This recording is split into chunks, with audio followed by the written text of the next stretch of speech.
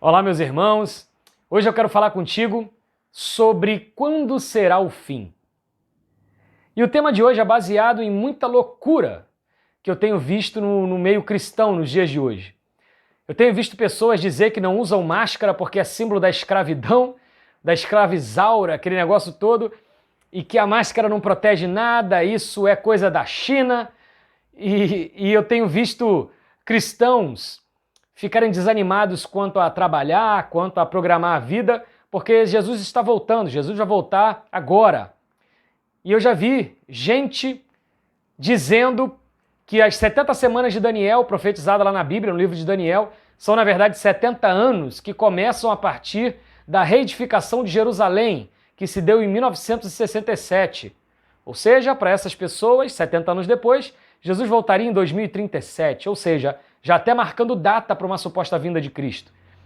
Portanto, muita loucura no meio evangélico, no meio cristão como um todo.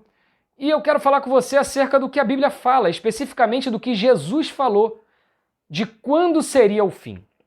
Eu quero ler contigo Mateus, capítulo de número 24, versículos 37 a 39, Jesus falando no seu sermão escatológico, e ele diz assim, a partir do 37, pois assim como foi nos dias de Noé, também será a vinda do Filho do Homem. Porquanto assim como nos dias anteriores ao dilúvio, comiam e bebiam, casavam e davam-se em casamento, até o dia em que Noé entrou na arca. E não o perceberam, senão quando veio o dilúvio, e os levou a todos, assim será também a vinda do Filho do Homem. E agora, ainda no capítulo 24, eu quero ler o versículo 14, que diz assim, e será pregado este evangelho do reino por todo o mundo, para testemunho a todas as nações, então virá o fim. É interessante que Jesus, de forma muito simples, ele fala que o fim seria comparado com a vida de Noé, o chamado de Noé, o que Deus fez através de Noé. O dilúvio que veio e assolou toda a humanidade, salvando-se apenas os que estavam na arca, ou seja, seres humanos, Noé e toda a sua família. A sua esposa, seus filhos e as esposas dos seus filhos. Essa figura, esse tipo bíblico de Noé do dilúvio para os fins dos tempos que o próprio Jesus trouxe, ensina pra gente pelo menos 3 coisas.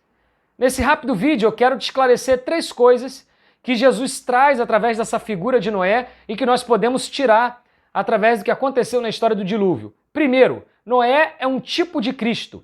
O que é isso? É uma pré-figura de Cristo. Noé simboliza ali Cristo, enviado por Deus para trazer salvação a um grupo de pessoas que fossem obedientes a Cristo. O que eu aprendo com isso? Que aqueles que entraram na arca foram os que eram de Noé, os que eram da família de Noé.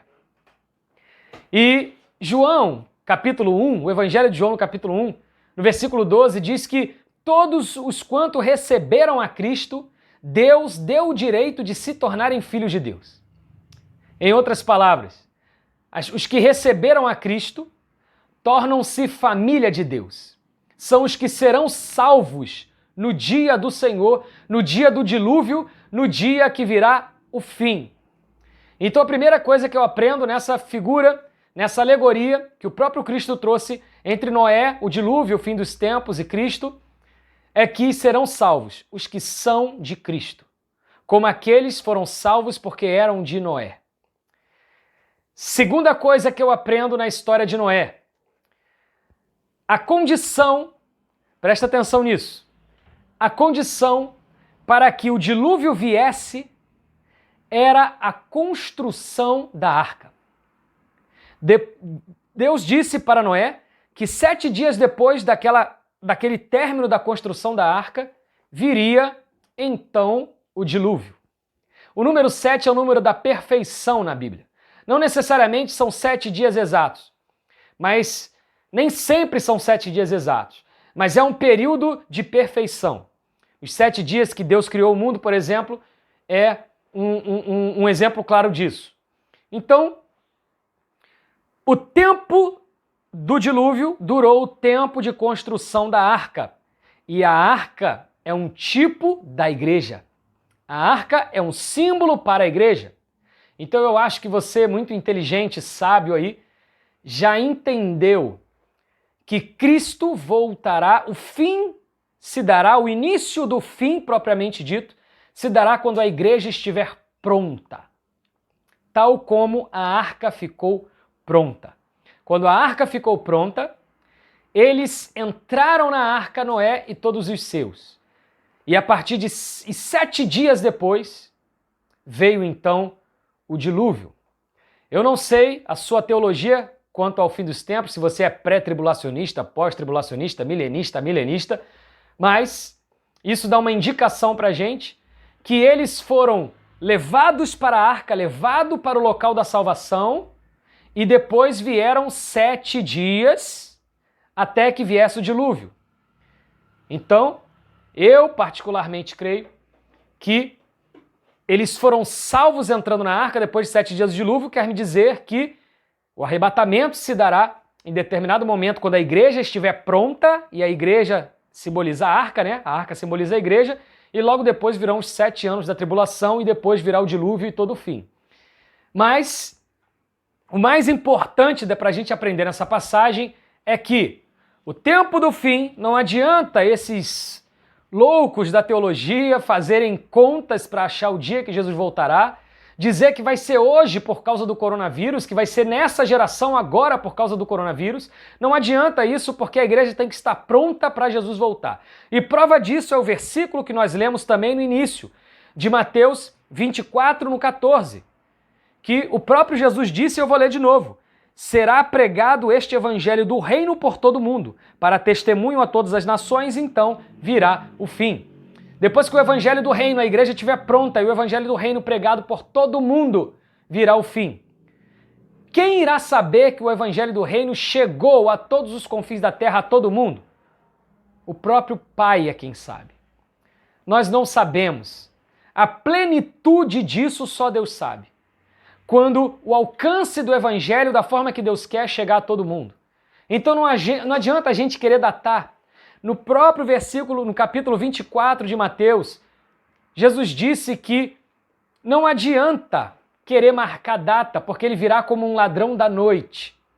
Ele virá sem que ninguém saiba o dia nem a hora.